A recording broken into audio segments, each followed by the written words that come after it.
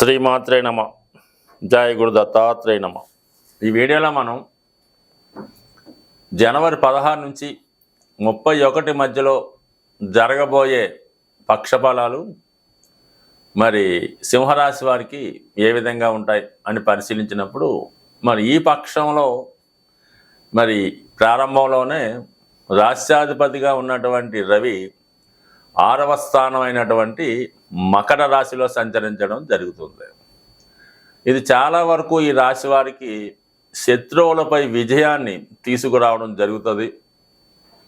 ప్రభుత్వ వ్యవహారాల్లో ఉన్నటువంటి లావాదేవీలు ఏదో విధంగా పరిష్కారం అవడం జరుగుతూ ఉంటుంది. అలాగే మీ యొక్క సహకారంతో ఇతరులు వారి యొక్క సమస్యల్ని పరిష్కరించుకునే ప్రయత్నం చేస్తారు. వ్యక్తిగతంగా వృత్తిలో అధిక శ్రమ పడడం జరుగుతుంది. ఎక్కువగా మరి ఏదైనా ఇంటర్వ్యూలో కానీ పోటీల్లో కానీ చాలా వరకు సక్సెస్ వచ్చే అవకాశం ఉన్నది. కాబట్టి ఏదైనా ఒక కాంపిటీషన్లో తప్పకుండా మీరు ఈ రవి యొక్క అనుగ్రహంతో విజయం సాధించడం జరుగుతూ ఉంటుంది. అలాగే మరి వ్యయస్థానంలో సంచరిస్తున్నటువంటి కుజుడు వక్ర గమనంలో ఉండడం వల్ల అధికమైనటువంటి ఆర్థికపరమైనటువంటి ఒత్తిడి మీ మీద రావడం జరుగుతూ ఉంటుంది. అంటే ఖర్చులు. వ్యయస్థానంలో కుజుడు అంటే భూములు స్థిరాస్తుల మీద ఇన్వెస్ట్ చేయడం కానీ గృహాన్ని బాగు చేయించే ప్రయత్నం చేయడం, అలాగే వ్యవసాయానికి సంబంధించిన పెట్టుబడులు పెట్టడం, అలాగే మరి మీ యొక్క వాహనాల్ని యంత్రాలని రిపేర్ చేయించడం, అలాగే మీ దగ్గర పనిచేస్తున్నటువంటి కార్మికులకి తగు విధంగా వారికి ఆర్థిక సహకారం అందించడం, ఫర్ ది సేమ్ టైం మీ మిత్రులకు కానీ స్నేహితులకు కూడా సహకరించే అవకాశం ఉంది. మొత్తం మీద గృహ అవసరాలకు ఎక్కువ ధనం వ్యయం అవుతుంది. మరి ఇదే సమయంలో అంటే ఇంచుమించుగా మనకి జనవరి 21వ తారీఖులో ఏదైనా ఒక కార్యక్రమంలో పాల్గొనడం, అంటే గృహానికి 2-3 రోజులు దూరంగా ఉండి వేరే ప్రాంతంలో స్టే చేసి అక్కడ కొన్ని ఎంటర్టైన్మెంట్ కార్యక్రమాలు కానీ వ్యాపార వ్యవహారాలు కానీ నిర్వహించే అవకాశం ఉంది. సో ఏదైనా ఇన్వెస్ట్మెంటు ఎక్కువ ఎక్స్పెండిచర్ రావడం జరుగుతుంది. ఇది ఈ సమయంలో ఏదైనా స్థిరాస్తి కొనే ప్రయత్నం కూడా నెరవేరే అవకాశం ఉంటుంది. ఇక మనకి పంచమ స్థానాధిపతిగా భాగ్యాధిపతి అయినటువంటి మన కుజుడు వ్యయస్థానంలో ఉండడం, ఇప్పుడు దీన్ని బట్టి ఏమవుతుందంటే మీకు పుణ్యక్షేత్రాలు దర్శించడం, ఆధ్యాత్మిక కార్యక్రమాలకి సహకరించడం, ప్రభుత్వానికి ఏదన్నా సహకరించడం కానీ దేవాలయాల అభివృద్ధికి కృషి చేస్తూ ఉంటారు. ఓవరాల్గా ఇది 21 వరకు ఉంటే 21 తర్వాత కుజుడు లాభస్థానంలోకి రావడం జరుగుతుంది. అంటే వక్ర గమనం పొందడం వల్ల వక్ర గమనంలోనే మిథునంలో ప్రవేశిస్తాడు. ఆటోమేటిక్గా ఏమవుతుందంటే 21వ తారీఖు వరకు మీరు దేని మీదనైతే ఖర్చు పెట్టారో, దేని మీదైతే ఇన్వెస్ట్ చేశారో వారి నుంచి సహకారం 21 నుంచి ప్రారంభం అవడం జరుగుతూ ఉంటుంది. అంటే స్థిరాస్తుల మీద ఆదాయం వస్తుంది. మీరు కొన్నటువంటి భూములు గృహాలు విలువ పెరుగుతూ ఉంది. మీ కుటుంబ సభ్యులు అన్నదమ్ములు మీ యొక్క సేవకులు మీకు బాగా సహకరిస్తారు. అలాగే పుణ్య ఫలితం దక్కుతుంది. ప్రభుత్వం నుంచి ఏదో ఒక సహకారం కానీ ఏదైనా ఆధ్యాత్మిక కేంద్రం నుంచి కానీ దేవస్థానం నుంచి కానీ ఏదో ఒక బహుమతో ఏదో ఒక ఆశీర్వాదం మీకు లభించే అవకాశం ఉంది. ముఖ్యంగా మీ పిల్లల విషయంలో కొన్ని శుభవార్తలు ఈ నెల 21 తర్వాత వినడం జరుగుతుంది. అంటే ఏదన్నా మరి సింహరాశి వారికి అటు కుజుడు అటు రవి బలంగా ఉంటేనే మిగతా గ్రహాలు సహకరిస్తే మిగతా వారిని కంట్రోల్ చేయగలుగుతూ ఉంటాడు. ఇప్పుడు 2 గ్రహాలు ఇంచుమించుగా పూర్తిగా మంచి స్థానాల్లో ఉండడం వల్ల చాలా వరకు జాతకుడికి అటు శత్రువులపై విజయం లభిస్తుంది, సొంత వారి సహకారం ఉంటుంది. అటు రాజకీయ రంగంలో వారికి ప్రభుత్వ ఉద్యోగులకు కూడా నెంబర్ 1గా రాణించే అవకాశం ఉన్నది.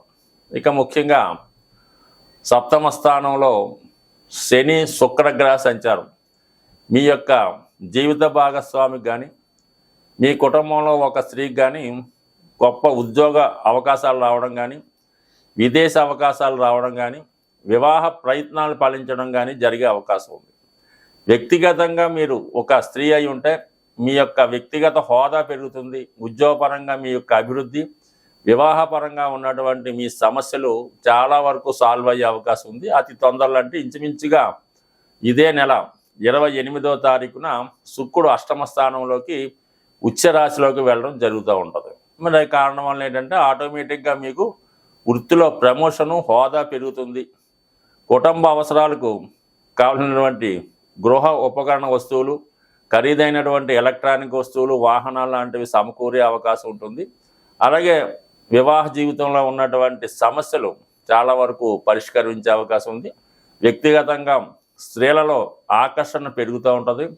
వాళ్ళ యొక్క ఆరోగ్యం కూడా బాగుంటుంది. వివాహ ప్రయత్నాలు కూడా ఫలిస్తాయి. ఇదే సమయంలో శుక్రుడు ఉచ్చులో ఉండగా చేసే ప్రయత్నాలు చాలా వరకు జాతకుడికి చాలా అనుకూలమైనటువంటి కార్యక్రమాలు జరుగుతూ ఉంటాయి అన్నమాట. ఇక ముఖ్యంగా మిగతా గ్రహాల స్థితి ఏంటంటే, ఇంకా గురుగ్రహం దశమ స్థానంలో వక్రగమనంలో ఉండడం వలన చాలా వరకు ప్రయత్నాలు దగ్గరగా వచ్చి మిస్ అవుతూ ఉంటాయి. వృత్తిలో హోదా వచ్చినట్టే వచ్చి వేరే వాళ్ళకి తీసుకోవడం జరుగుతూ ఉంటుంది. ఏదైనా ప్రతి విషయంలో కూడా మీ దాకా వచ్చి మిస్ అవ్వడం జరుగుతూ ఉంటుంది. నెంబరు 1 స్థాయికి చేరాలనే మీ ప్రయత్నం ఇంచుమించుగా ఫిబ్రవరి 4 తర్వాత మీరు టాప్ ర్యాంకులోకి చేరే అవకాశం ఉంది. అప్పటిదాకా మీరు కొద్దిగా వెయిట్ చేస్తే ఫిబ్రవరి 4 తర్వాత రుజుమార్గంలోకి మారుతున్నటువంటి గురుగ్రహం మీ యొక్క పూర్వపుణ్య ఫలితాన్ని మీకు సహకరించి మీ యొక్క ప్రయత్నం సఫలీకృతం అయ్యే అవకాశాలు చాలా బలంగా రావడం జరుగుతూ ఉంటుంది. ఓవరాల్గా బుధుడు 5వ స్థానంలో ఉండడం వల్ల స్పెక్యులేషను, షేర్ మార్కెట్లో ఆచితూచి నిర్ణయాలు తీసుకుంటే కొంతవరకు లాభసాటిగా ఉండే అవకాశం ఉంది. మీ యొక్క ఐడియాలు, ఆలోచనలు చాలా వరకు సక్సెస్ అయ్యే అవకాశం ఉంది. కాబట్టి జాగ్రత్తగా ఇన్వెస్ట్ చేద్దాం అనుకున్న వాళ్ళు ఇన్వెస్ట్ చేయడం మంచిది. ఎప్పటిలాగే 2వ స్థానంలో కేతువు, అష్టమ స్థానంలో రాహు మిమ్మల్ని కుటుంబ సభ్యుల నుంచి వ్యతిరేకత, కొన్ని అపోహలు, అపనిందలు వచ్చే అవకాశం ఉంది. గోచార ఫలితాలు గమనిస్తున్నప్పుడు ఈ వార ఫలాలు, పక్ష ఫలాలు, మాస ఫలితాలు కూడా తొందరగా ప్రయాణించే గ్రహాలు అంటే కేవలం శుక్రుడు, బుధుడు, కుజుడు, రవి, ఈ 4 గ్రహాలు బేస్ చేసి మనం ఈ మాస ఫలితాలు చెప్పడం జరుగుతూ ఉంటుంది. జనరల్గా నెలకొకసారి రవి రాశి మారుతూ ఉంటాడు కాబట్టి రవి గ్రహం మోస్ట్ ఇంపార్టెంట్గా ఫలితాలు ఇవ్వడం జరుగుతూ ఉంటుంది. ఒక రాశిలో మరి ఈ గోచార ఫలితాలు ఎలా ఉన్నాయంటే, ఒక రాశి వారికి ఆ రాశి యందు శుభగ్రహం ఉన్నప్పుడు ఆ ఫలితాలు వీళ్ళకి చాలా అనుకూలంగా, ఫేవర్గా రావడం జరుగుతూ ఉంటుంది. అదే ఒక రాశిలో పాపగ్రహం ఉన్నప్పుడు చక్కగా ఈ ఫలితాలు అనుకూలంగా రాకుండా వ్యతిరేక ఫలితం వస్తూ ఉంటుంది అన్నమాట. అంటే ఒక రాశిలో పాపగ్రహం ఉంటే ఆ పాపగ్రహానికి లాభస్థానంలో వేరే గ్రహం వచ్చినప్పుడు ఆ గ్రహం అత్యంత పాప ఫలితాన్ని ఇవ్వడం జరుగుతూ ఉంటుంది. అదే శుభగ్రహం అయినప్పుడు, అనుకూలమైన స్థానంలో గ్రహాలు వచ్చినప్పుడు ఎక్కువ శుభ ఫలితాలు ఇవ్వడం కూడా జరుగుతూ ఉంటుంది. సో కేవలం మనం రాశిని బేస్ చేసి చెప్తుంటాం తప్ప రాశిలో ఆ గ్రహం ఇవన్నీ కూడా కొద్దిగా ఇంకా డెప్త్గా వ్యక్తిగతంగా జాతక పరిశీలన తెలుస్తాయి తప్ప గోచార ఫలితాలు అన్న ఎప్పుడు కూడా మీకు పూర్తిగా మీ ఒక్కరికి సరిపోయే విధంగా ఉండవు.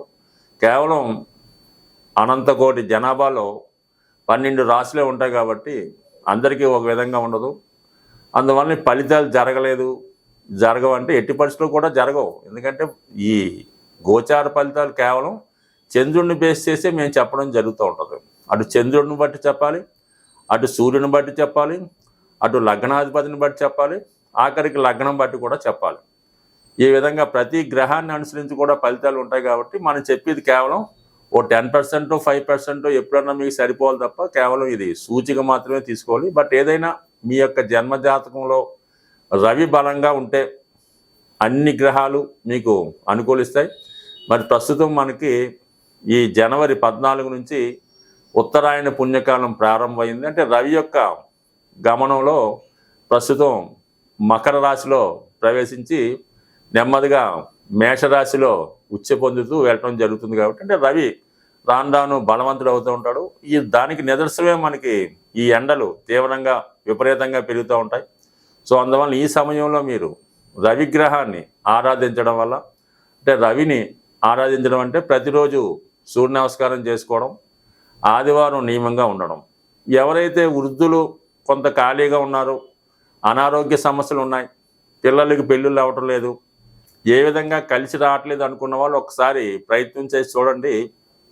రామకోటి రాసే ప్రయత్నం చేయండి. మరి అది మీకు నెమ్మదిగా మీ కుటుంబ సమస్యల్ని సాల్వ్ అయ్యే విధంగా పనిచేస్తుంది.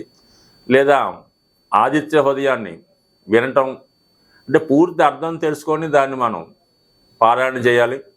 అలాగే రామాయణాన్ని విన్నా చదివినా, మరి ప్రవచనకాలు చెప్పింది విన్నా కూడా బాగుంటుంది. రాముని చరిత్ర తెలుసుకున్న రామరక్షా స్తోత్రం అని ఉంటుంది. అది రామబాణంలాగా ఎంత గొప్ప సమస్యలైనా పరిష్కరించే అవకాశం ఉంది.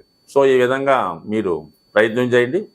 ఇది కాకుండా ఇంకా సులువైన మార్గం ఏంట్రా అంటే, శివునికి శుభ్రమైనటువంటి మంచినీళ్ళతో అభిషేకం చేయడం. అంటే మీరు కేవలం పుణ్యక్షేత్రాల్లోనూ శివాలయంలోనే కాకుండా మీ గృహంలో కూడా మీరు ఒక పూజా మందిరంలోనో, మీ ఇష్టం ప్లేస్లోనో, లేదంటే మీ యొక్క గోశాల్లోనో ఒక శివలింగాన్ని టెంపరీగా ఏర్పాటు చేసుకొని చక్కగా స్ఫటికలింగాన్నో రాతిలింగాన్నో పెట్టుకొని చక్కగా అభిషేకం, పెద్ద మంత్రాలు కూడా అక్కర్లేదు, కొద్దిపాటి మంత్రంతో మీరు శివుణ్ణి నిత్యం అదే పనిగా ఒక పిచ్చివాళ్ళగా అభిషేకం చేసి చూడండి. ఎంత గొప్ప సమస్య అయినా మీకు సాల్వ్ అయ్యే అవకాశం ఉంటుంది. బట్ ఏదైనా జాతకంలో రవి బలం ఉంటే అన్ని గ్రహాలు అనుకూలిస్తాయి. రవిగ్రహం అనుగ్రహం ఉండాలంటే ఆదివారం కంప్లీట్గా నియమంగా ఉండాలి. అలాగే ఆదిత్య హృదయం పారాయణ చేసుకోవాలి. పెద్దవారి అంటే ముఖ్యంగా తండ్రి గురువు సమానమైనట్టు వారిని దైవంగా భావించి సాధ్యమైనంత వరకు వారికి సేవ చేయక్కర్లేదు, కేవలం మర్యాద ఇస్తే చాలు. స్వస్తి.